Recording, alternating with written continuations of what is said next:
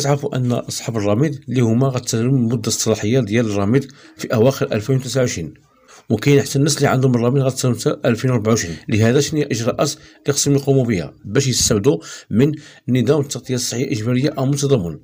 اول خطوه خصهم يقوموا بها وهي التسجيل في السجل الوطني للسكان، سواء عبر الموقع او سواء كتمشي محاكاه اداريه. طريقه التسجيل في الموقع من اسهل ما يمكن.